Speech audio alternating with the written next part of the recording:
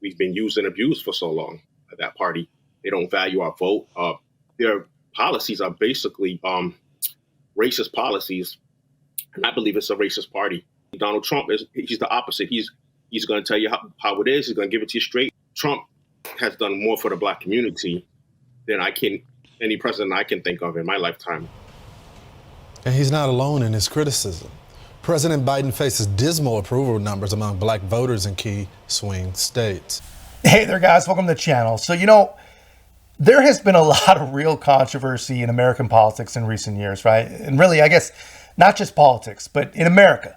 We've had all sorts of different riots, all the way back to the Summer of Love, all kinds of protests. We're literally to the point now where we've got people, citizens in the streets protesting for and against terrorism. I mean, if you cannot make that stuff up. But honestly, no matter what the end result is, right? I think all these things, they really come from frustration, like real frustration. And here's the thing, no matter what color you are, no matter what religion you are, no matter what you are, our frustration is basically all the same, man. We all want the same thing. We all want freedom. Some of us don't act like it, and some of us definitely don't want other people to have the same freedoms. But basically, we all want the same thing. We all want freedom. We all want security. We all want the best for our families. So anyway, here's where I'm going with all this. I showed you guys a video of Black Lives Matter founding leader for one of their chapters, basically singing the praises and giving his endorsement to Donald Trump. And I almost feel bad for the guy because since this has gone on TV, people are losing their freaking minds. And I'm pretty sure the guy is having a pretty damn hard time. But, that said, Donald Trump is very appreciative. And take a look at what he actually had to say about this. And so, it's January 15th, Martin Luther King's birthday. Speaking of that, did you see where a very respected representative of Black Lives Matter, New England territory, right? New England, endorsed Trump, he said.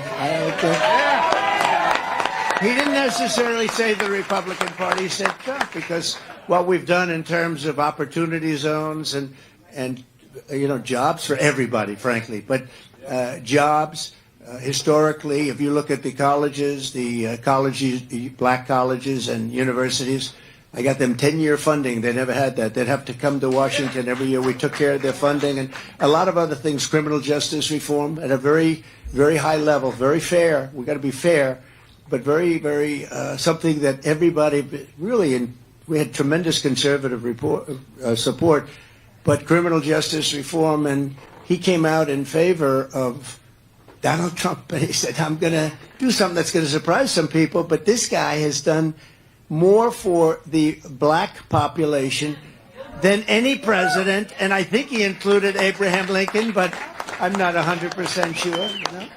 But it's a great honor, and we just had a poll. Yeah, so you guys see that. But you know what I think is interesting here? A lot, and I mean a lot, of conservatives are really, really not happy about this. You got people in like the DeSantis team, they're acting just like Democrats. And what I mean by this, every stinking thing the guy says or does, they got some other angle on it. They bought into the whole Trump was supporting Hezbollah goofiness. They didn't buy it. They knew that was ridiculous because they're too intelligent for that, but they exploited it, And now they're trying to frame this and exploit this as Donald Trump embraces Black Lives Matter. But you know what I got to say about that?